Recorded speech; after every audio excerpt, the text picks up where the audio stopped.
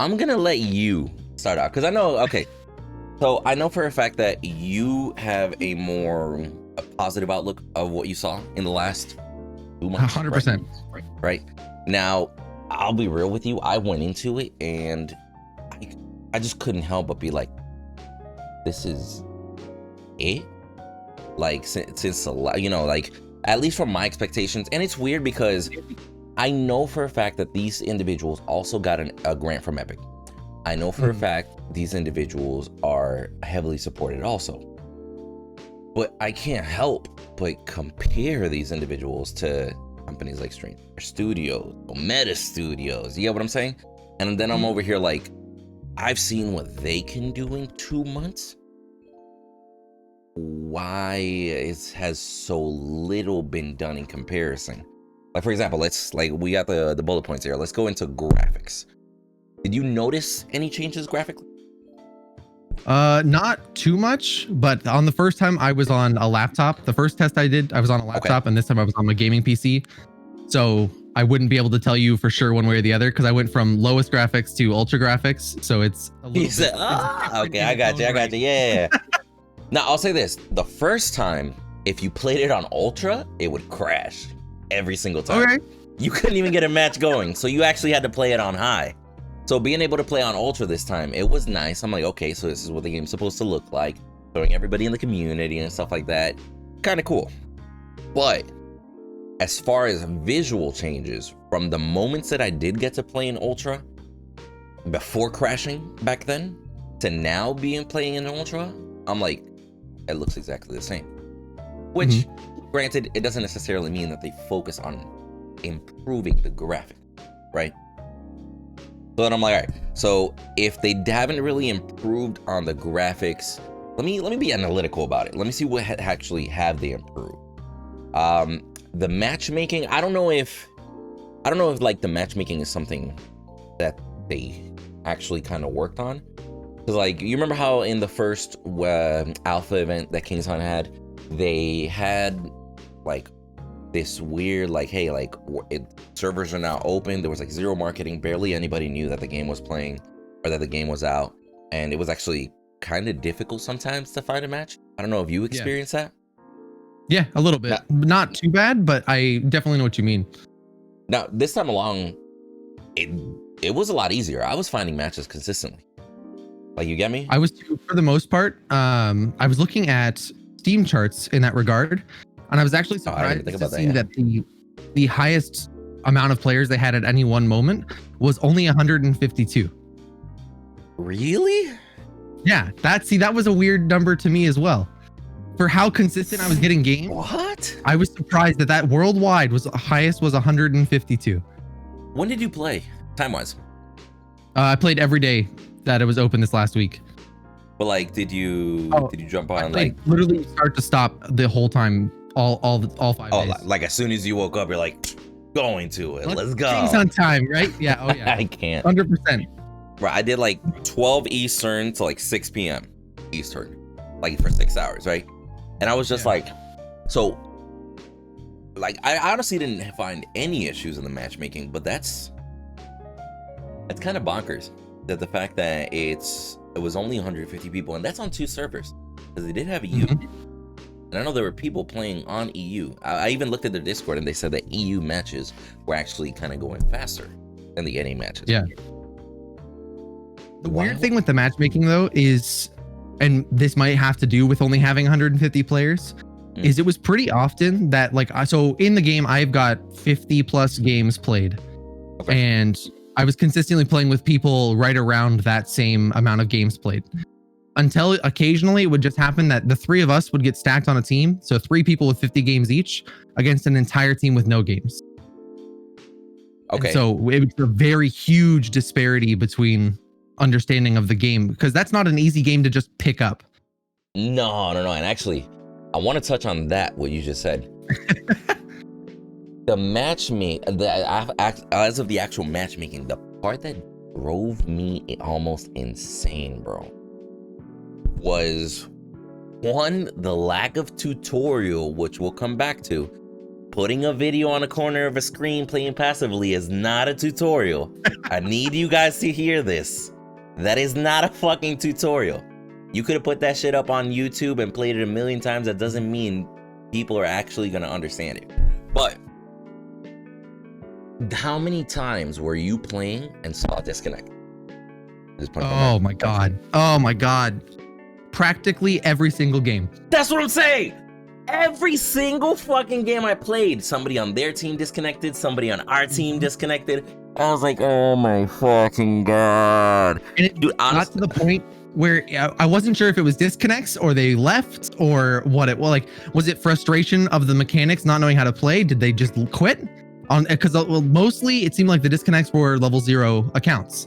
So it's like okay, brand new, yeah. Are they having issues and they're just not playing again? Or are they quitting because it's too difficult to understand initially and not playing again? Where is this issue coming from? Yeah. Oh, 100%. Disconnects every game. If not more than one, it was at least one. For sure. Now, listen to this. Listen to this. The first time around, you could team up with a full lobby. Okay. Right? It wasn't just 3 people. You could actually squad up with the homies. Now, my thing is, I rather have a full lobby, have viewers join in, show viewers how to play the game, etc. And I feel like that is even more of a tutorial for those few individuals that come by, as opposed to that video in the beginning. Hopefully you saw enough of it before you hit the play button. And then, dude, the match that drove me insane, where I was like, I'm not even playing this game anymore today. Like, I'm done, bro. So I start the match. The first thing I see is this poor guy trying to put a turret in the middle of the lane. So I DM and I'm like, hey, buddy, the turrets go on the side where the green dot particles are at, and those barricades go in the middle. Like 30 seconds later, I see him try to put a barricade in front of a tower up on the side. Oh yeah. So then I'm like, okay, he probably still didn't get it, but it's okay, whatever. At least he's still playing, you know. At least he's still playing. He might not know what's going on, but he's smacking crap around. He's a tank, you know. Right, let that man be. You go, man. You go. Let that man be. Just right click every once in a while. You're good. Stun him. We'll make it work. But then slowly, I just see this disconnected, and I'm like, oh, now we're in a 4v5. And then I look, and then I notice, I'm like, this other guy. He was a demigod. I'm like, this other guy. I'm looking at him, and all I see him do is one-man dive into 4 people. And I notice he still hasn't placed a tower, still hasn't placed a barrier or anything like that. He disconnected. So I was in a 3v5, and it was just to the point where I'm like, yo, every single fucking game. And they need to do something as far as the attack and the offense when there is a new player like that. Because if you're a new player, you don't know shit about how to use the itemization system. You don't know shit about how to, you know, summon minions or summon towers, etc. As an attacker, it is exponentially easier to just play the game. What's your job? Push, destroy shit. As an attacker, you can literally not summon a single thing and still win, because you already have minions pushing. As a defender, you don't put up a tower, bro. We got a different situation to talk about. Yeah, absolutely. We're at a handicap. Your one tower made a huge difference.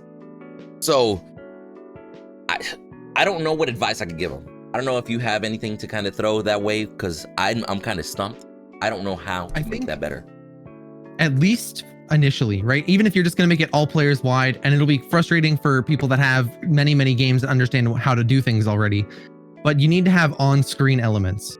Being like, okay, press this button to place a tower. Then it shows globally, you see the green little particle effects where you can place towers, and then it comes up with text. On green particles, place tower, right? And then angle tower. And they need to have something more obvious. I think they have that, but I think the key phrase there is the more obvious. Because I'm pretty sure somewhere on the screen it might be like click F. All in the bottom. Yeah, like just click F, and I'm on like, green. It's like it needs to be like hovering over the location, place tower here for new players or something. But they desperately that wouldn't be a bad idea. not placing towers where there's a destroyed one. You can't do it. Like that's a thing that so many new players I saw. The tower goes down, they're like, okay, I'm gonna place another one there, and they can't do it, but there's nothing explaining that to them. Bro, new players, I try to do it still. Like, it's like, hey man, I might be able to squeeze this tower on this little corner. I see enough green. I feel like it should fit right here. And my dumbass sits there for like 10 seconds, like, click. Ah, got it. Let's go. You see the flash of green, and you're like, okay, yeah. Wait. Go back. Exactly. 100%. So, I honestly think the game concept is huge, but I don't think the obvious parts of that learning, like, it's not intuitive. You get what I'm saying? Absolutely. It's really difficult to pick up. I mean, I'm comparatively my first games to the last games I played, even just this week, right? With the 3-month gap in between, you're still relearning that stuff of like, okay, towers can go here. I vaguely remember this. I can rotate them for percentage, but it's still, you don't realize, like, if you place towers on certain areas, you can fit 2 towers in one spot instead of just the 1 tower. Like, there's a lot of little nuance that is not explained at all. Yeah, but that would be more towards the side of strategy. If you go the strange matter route and just play a tutorial the first time you load the game that you have to sit through and watch, I think it would still be better. Might help some, but they need to do something for sure. Yeah, I think there's too much to include in like a little video tutorial like that. You get what I'm saying? Yeah. Like even on the strange matter side, they included quite a bit in the tutorial, but there's so much that you don't know about a MOBA, about the game, etc. Which is the same, I think, issue that they're going to run into. You will literally be like, okay, so I can place a tower on green. Cool. And me after placing, rotate it. Cool. Left click to confirm. Cool. I could do that. Let's show up, and then you're for the first 5 minutes, you're like, why isn't my tower placing? I'm confused. So, I mean, there's going to be learning curves. Like, it's not going to be like immediate like that. But like you said, once you do get it, arguably it's simple enough that you can kind of just remember. It's like riding a bike. You feel me? We haven't played in 2-3 months, and we're like, yeah, I know exactly how to play the game. Yep. We're good. So I think those 150 players that you saw might have just been 100 loyal ones and 50 random people that showed up simultaneously. Everyone's, yeah, 100%. You get me? Because you almost always played against the same group of people throughout every day of testing. Bro, yes. 0, 1, 2, or 3s, but otherwise it's the same people. You start getting into lobbies and be like, oh, you're on the other team this game. Okay, let's go. Like, it's dude, I had people stop in by the stream and be like, oh, hey, I guess we're against you for a 4th time now. Let's see what happens. Exactly. Rematch number 37. Like, Jesus Christ, bro. Now, curious. As far as balance, though, because you got to play before, even though it was on low settings, and you got to play now. Do you think you actually changed anything there? 100%. Because in the previous tests, if you were on attack, you pretty much always lost. Attack was so It was so hard. It was so hard, bro. You're right. I see that. And this test, it was a lot more in the middle. I think there's still a little bit they could do to make it more even. But for the most part, if you were on attack, you had just as much chance of winning as someone on defense. Okay. No, that's true. That is true. Like, beforehand, it was annoying. Now, one thing that I noticed, it might have honestly come down to the tower minions and their health and stuff. You remember before how hard they were to kill? It's like, yo, we need the whole squad. Yeah. I need a squad with me. Now, I could literally, by myself as a demigod, for example, I could walk up to the tower, get it to like one hit, and I was like, yo, I just need somebody to give me that last little bit of life before I die, or come over here and finish it off for me. So I think that was a nice patch. I don't like the mixture of items that I still saw as opposed to before. Because I don't know if they got changed, but I don't think they really got changed. I don't think so. Like, all of their items are so obscure. They feel like MOBA passives thrown into a card, and that's it. You didn't get any. The same items work for everybody. Like Quiver, for instance, right? You attack 5 times, you build up attack speed per attack. You build that on everybody, right? Except maybe the support. But otherwise, everybody can take that and be useful, which is good and bad at the same time. It makes it feel samey when you're playing different people. that I just always build quiver, bloodlust, and then vampirism or whatever it's going to be. Yeah. But at the same time, it's consistent that if I learn one person's set of items, if I learn the set of items, they're relatively consistent across all the people. Yeah.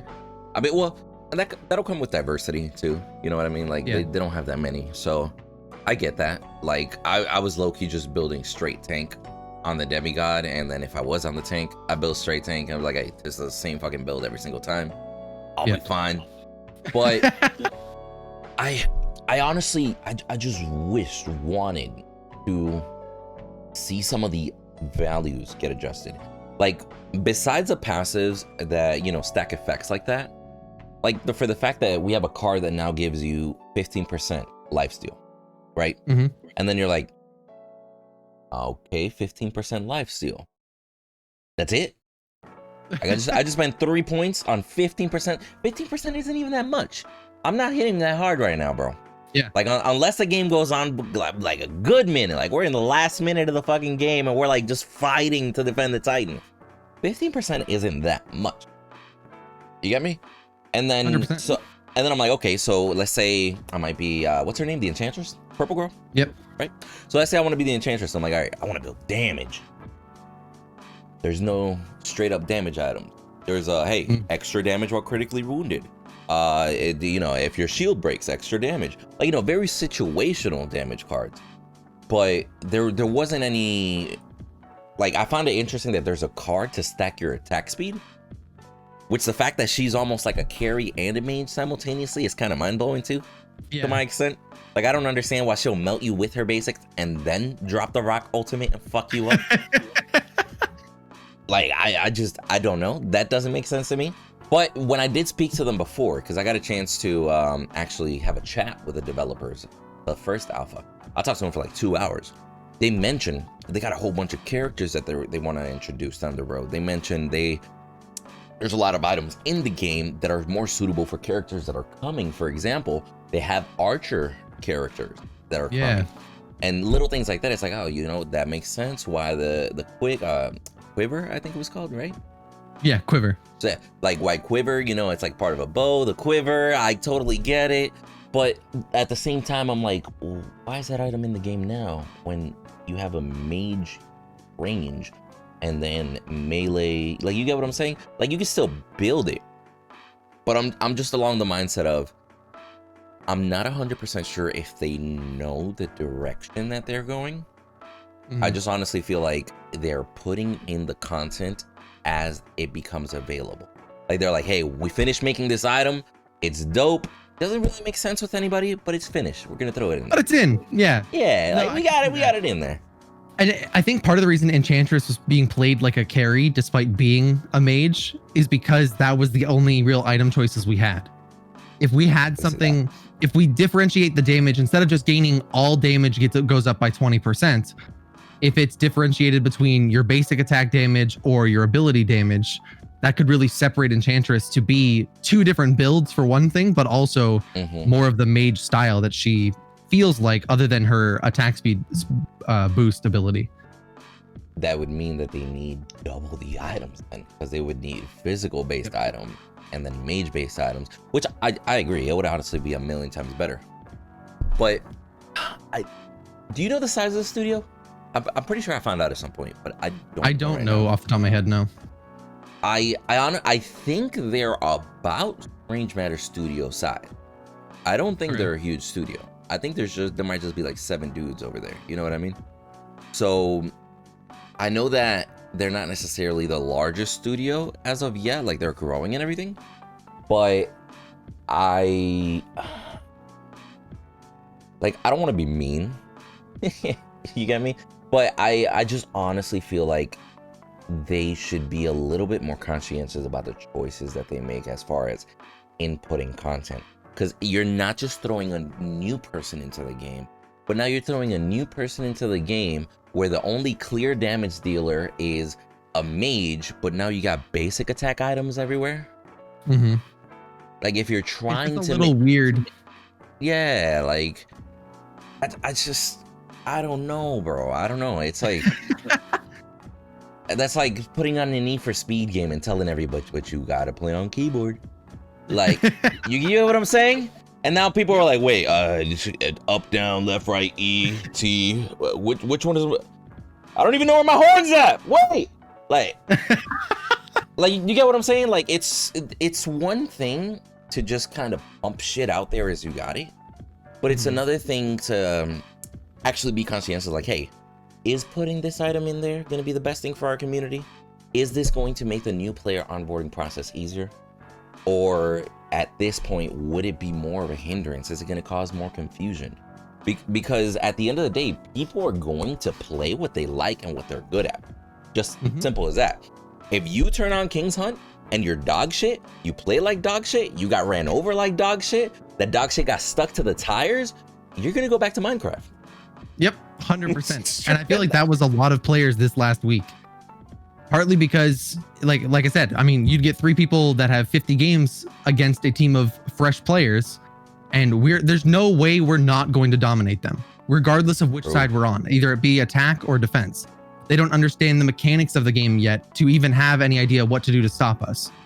And I think that's new player onboarding for a new game, especially one that's a redefinition of a genre people know, needs to be a new genre. Solid. I mean, new player onboarding is going to be the biggest thing. They need to know how to play the game. They need to know how to do it well. They need matchmaking to keep them from playing against fresh accounts against people like me with 50 games. Like, there's got to be something that they can do to make that better for new players. Yeah, I think one of the biggest issues is the player base. Like, and that's something that, you know, Strange Matters runs into, Almeda Studios, and over here the people at KINGSHUNT. Because the issue is, if you got 150 players peak, and then let's say at any given time, half of those are new players, if you putting in some sort of, you know, caveat and be like, all right, so new players can only play against new players at least until they're level 5. You get me? At least until they're level 5. That would be good. That would be a lot better of an experience and everything. But then the issue is, you got the people that aren't level 5 waiting for a queue for like half an hour or an hour, because the average new person that's filling up those lobbies and actually completing it is now not available. No, and that's they have to find some balance. It's never going to be perfect. That system with that few players, it's never going to be perfect. The thing that surprises me most about the 150 player number is that this was effectively free to play. You just had to go on and download it. Why were there so few people? It sounded, everyone I've talked to knows about KINGSHUNT, and they're always, oh yeah, I want to try that. And then we only got 150 people. So do I know all 150 people, or is it I feel like something else missing here? Well, I'll tell you this, and this is something that I brought up to him when I talked to him the first time. For the first alpha event, unless you're already aware of the KINGSHUNT community, unless you're already playing, you did not know that the alpha was coming at all. Yeah. It took content creators to make a few videos, and if you saw those select few videos, you knew that the alpha was coming. Besides that, they did zero marketing. This time around, they still did zero marketing. They announced it on their Discord, which I gotta tell, like, if any of these companies out there are hearing this, stop only relying on posting shit on your Discord. Holy fuck. Make a YouTube video like, hey, alpha coming this week, and that's gonna get you way more fucking people. But like, yo, like, I posted on the announcements. I don't understand why people didn't show up. We got like 14,000 members on this Discord. But like, you know how many people mute every Discord I'm a part of except for mine? That's what I'm saying. Straight up. Every single one. You could post an announcement, I will miss it for weeks, and I'll go in there and be like, oh, they did a thing like 4 weeks ago. Okay, cool. Same. Like, yeah, 100%. Dude, and not only that, they're relying on that, but then I think one bad thing that they did is every individual person that played before, we're now going to revoke that access from you. You're going to get a notification on Steam that your access got revoked. But now we're putting up a public page that you can download it for free the day before the alpha. But if anybody checks your page the day before, all they know is their access got revoked and they can't download it again. So they almost feel alienated. Too many people have to do both things at the same time. to make people like they need to be okay. To Your get access that was traction revoked, going. but go here to download the new version. Right? You can't have that day between because it just messes with people. I had people 100%. come by on the stream and tell me, hey, I had the game, I wanted to play, but my access got revoked. I wish I could play with you, Windu. And I'm like, bro, what do you mean? Just go on Steam, download it, free. Yeah, it's free. And, yeah. And they're like, what? And they're like, I didn't know. Oh, rip. Hold on, sorry. My alarm clock's going off. Rip. This is my alarm clock to let me know I got to stream soon. Dude, I'm telling you, I got everything on schedule. If not, I forget. Swear.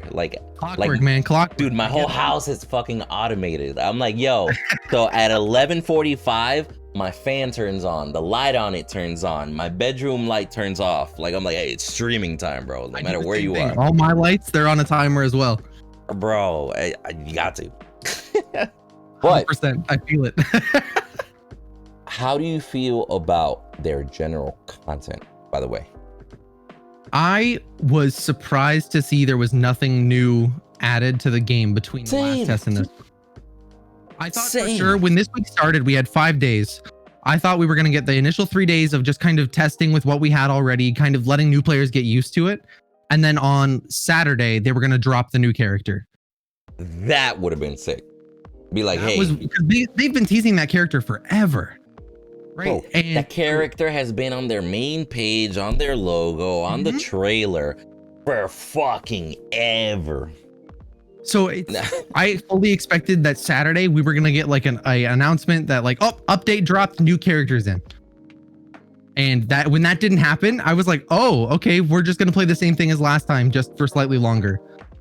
That's what I'm saying. Like, maybe it was more of a server test, but why wasn't there anything new? Like, why weren't there new items? Why wasn't there a new character? I know for a fact they got 2 different maps, the front side, the back side, etc. Why wasn't there a new map? It's honestly not that. Like, here's the thing. I am not a map creator or game developer and everything, but I've watched several people, and I'm sure you have too, several people that have worked on projects that we've watched, and you will see them create a brand new map in a day and then just touch it up and finishing details over a week or so. But in about a week or 2, you can have a new map. You can have a playable structure fairly quickly. Yeah. And it's just adding things to it here and there. Over time. Yeah. Like fine tuning. So why, if they were going to do this, couldn't they just throw a new map random? Because I don't know if you noticed this. Their current map is actually almost like structured and layered for multiple maps in one.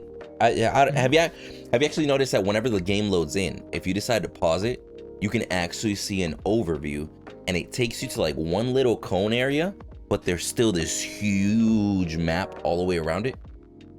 So I'm like, why? Like, even if it's just changing it up, like just freshening it up a little bit, give people something new. Because I'm disappointed at the fact that I tried KINGSHUNT with my community. I tried to get as many people in my community to play KINGSHUNT. The average and majority of the result was just, fuck KINGSHUNT. I'm not playing this shitty ass game. I expected something better. People are disconnecting all the time. It's not fun to play at a disadvantage.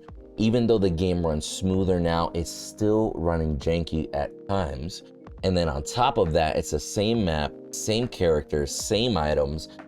I am not gonna play this game just to play the exact same thing as last time, only a little bit smoother. Yep. That makes sense. From what I heard, it's 50-50. Kind of like you and I are split on it. That's pretty much there's very few people that are in the middle of like, yeah, it was okay. Like they're really on either side of the spectrum of like, yeah, no, I had a great time, or I absolutely hate this and will never come back.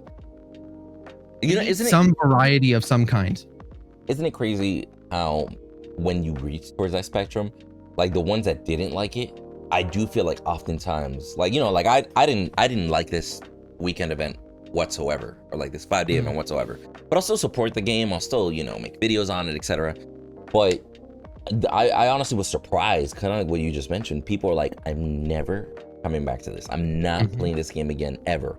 And I'm just like, I don't understand why they're going to like just blindly, hey, you get to play this exact same thing again, but this time we're only gonna let you party up with 2 other people.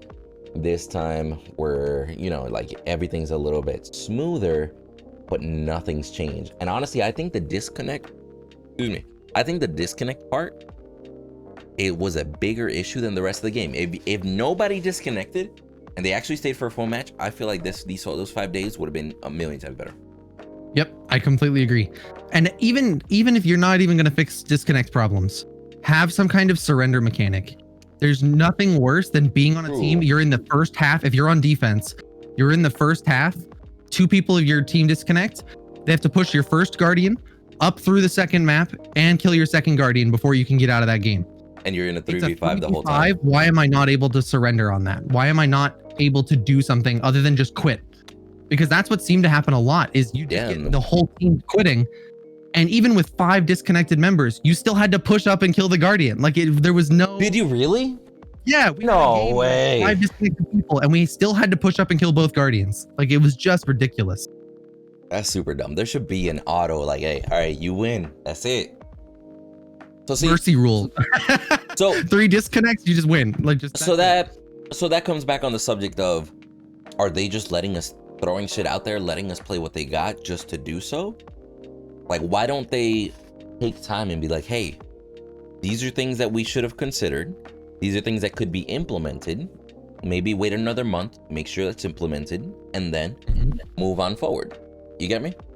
Yes, like, absolutely. Why not? One of my biggest issues with these game designers nowadays, these indie companies, right, is the fact that I really don't feel like they treat it like a business. I feel like they're treating it like a project that they're working on the side, on the weekends, every once in a while. I might hang out. You just spoke my language, man. I've been saying that for months. Bro, it literally feels like, hey, you know what? I do this on the side. I'm a real estate investor during the day, but I do this at night. I'll get to it when I can. Dude, like, if you want it to succeed, you're gonna have to put hours into it. Like, I understand day jobs, I understand all that stuff, right? And I think as content creators, we have a different understanding on it, but it's very similar concept of like, we have lives, but we have content to make at the same time. Like, if we have to forego sleep for an hour or something to get this out, that's what it has to be. And I think there's a mentality that is at least not obviously present in that regard for a lot of these companies. Yeah.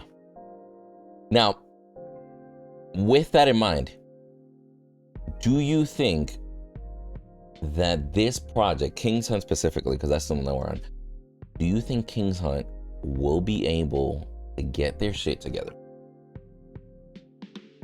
I think they can. I won't say that I know they will or anything like that. I think the next test will be the really big, because they announced, I think it was yesterday, that they're going to do another test before release, because they're slated for spring 2021 release. So they're going to do another test. I assume it'll be similar to this one. What I would suggest, if you're going to do that, change your NA hours, because having it be that the majority of the hours are while the majority of people are working doesn't work. You need more players. Yeah. Bro, I'm lucky that I was streaming at the time that it would announce. But I'm like, yo, on a Wednesday at noon. Yeah. For me, it's 9 a.m. I'm 9 a.m. Who wakes up at 9 a.m. your time to start playing? Like, this is what I've been waiting for. I requested off work for this. Like, what?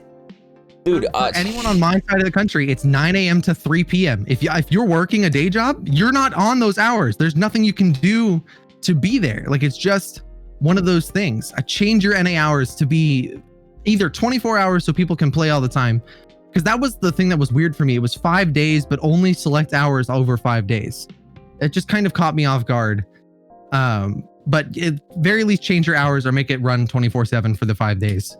See, and I gotta say, I actually gave them that specific feedback before, because in the original test, it was 24 hours for the weekend, but you had the majority of players grouped up into 4 hours, and then for the rest of the day, you had like 7 people trying to find a match, and it was almost impossible. And people be like, I tried to play, but I couldn't, and we couldn't find a match.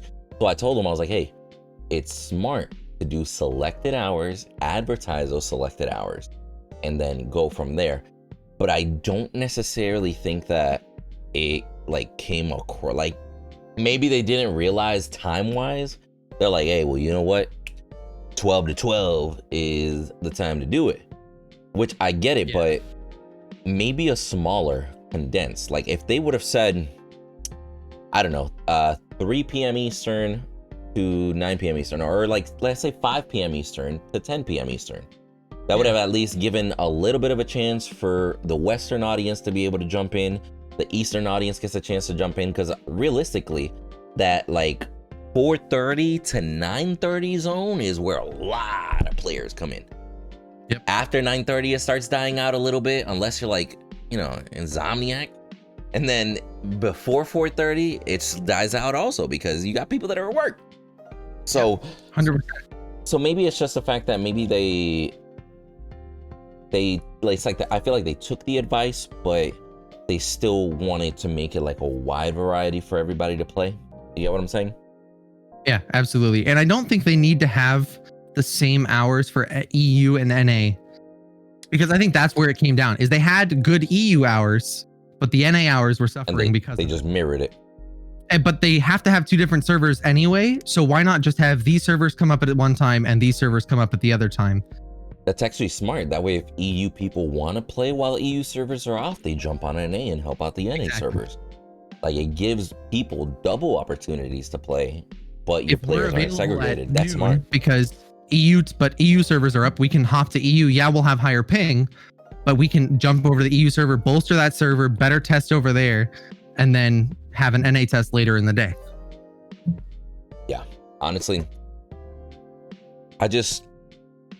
I lost a lot of hope for them. I'm still supporting them. I still support KINGSHUNT. I still really, really want them to succeed. But I lost a lot of hope, because in 2 months and a week, I expected more than, here you go again. But this time, we're only gonna let you play with 2 people. I honestly was so disappointed, bro. Like like I'm not against it, but I'm like, if I had to measure my disappointment realistically, I could throw my disappointment in the water and still not even reach the bottom of the ocean, because of how much disappointment I got. I need them to start. It has the potential to be there. Yes, though. Like the framework is definitely there to be a really fun, great game. It's just the little misses here and there that just add up over time. I totally get what you mean. And I love the genre that they're creating, because I still think that's what it is. I know you mentioned kind of like they're tweaking a genre, but they're essentially low-key making their own, because you can't consider it a MOBA. You can't consider it a tower defense. You get what I'm saying? Yeah. They're really revolutionizing a space and creating their own thing, and I think it has a lot of promise. I just honestly think that they're probably too focused on the major vision and not focused on the micro details. They're causing people to say, I'm never playing this game again. Yeah, they gotta fix that shit, bro. But let's do this. It's 11:58. I gotta do my thing. Much like, is there anything else that you want to say to the KINGSHUNT people watching, viewers and devs? I enjoyed your game a lot. I really did. There's issues 100%, but the framework is there. You're doing good work. Just do more of it. That's the big thing. Work smarter, not harder. That's what I would say. Exactly. That's what I would say. Because there were so many little things. Advertising on YouTube. Bam, more player base. You got more player base. Now that you got a higher player base coming in for this weekend event, make sure that you have the tutorial front and center. Make sure they have to watch it. Make sure it's a good tutorial. If not, also make sure that things in game, it's popping out at you. Build minions here, etc. Disable those hints if you're an experienced player. These little things that I much rather would have waited 2 months for, instead of getting this playtest now, could be a difference. Could be a difference. 100%. That's what I would say. 100%. But I gotta go. So much love and till the next video.